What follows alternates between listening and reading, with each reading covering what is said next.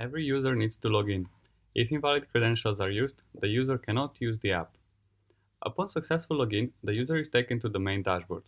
The dashboard was designed to be as similar as possible to the spreadsheet that our client is currently using, to allow easier transition between the systems. We preserved the overdue test column, which groups the tests by week in which they were overdue. We also preserved the this week column, which means that those tests can be taken at any time during that week. Test statuses are encoded with 4 colors. These are the same statuses as our client is already using. Status pending in yellow means that the test has not been completed but is also not overdue yet. Status late in red marks a test that has not been completed and is overdue. Switching between these two statuses is automatic and it depends on the due date. If test has been completed, it is marked with green. The client also wanted to preserve one more test status in review in blue, which means that the test has been completed but the client is still reviewing the results. Tests can be marked as completed by clicking the green tick. In order to recognize different kinds of patients, we enabled custom color encoding for each patient and test. The client wanted their patients to be highlighted in blue by default. Additionally, the user can select a color for the patient as well as for the test. If color is selected for the patient, all patient's tests are highlighted as well. However, if the color is selected for the test, only that test is highlighted. A user can switch weeks with arrows or jump directly to the selected date.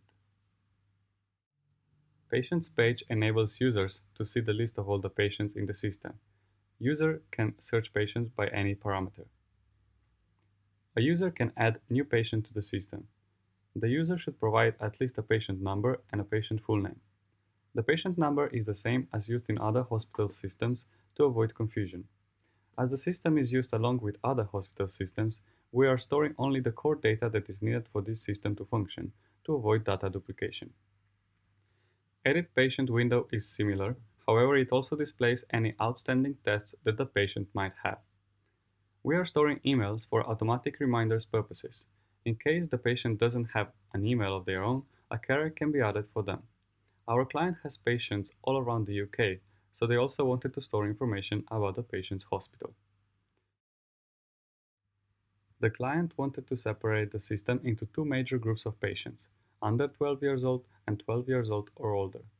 Since the client wanted to manually switch the patients between the groups, we decided that storing the date of birth is not necessary.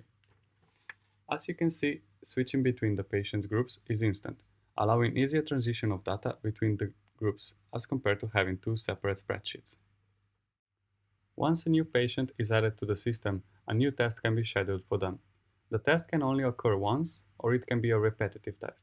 If the test doesn't repeat, nothing happens once it's marked completed. However, if the test is supposed to repeat, a new one will be automatically scheduled.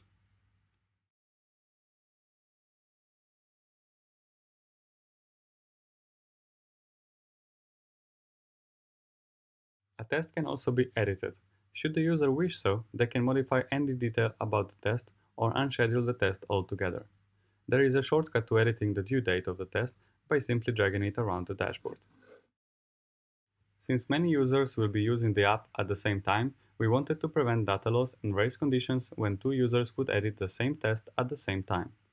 Hence, we implemented a token exchange system that grants edit permissions to one user and one user only. During that time, other users cannot edit this same test. This same system is used throughout the app to prevent any simultaneous editing and data overriding. Another important feature that is very useful in a multi-user system like this one is the live updates. If one test is marked completed by one user, it is instantly updated in all other running instances of the app. Same applies to all other updates on any data of the system.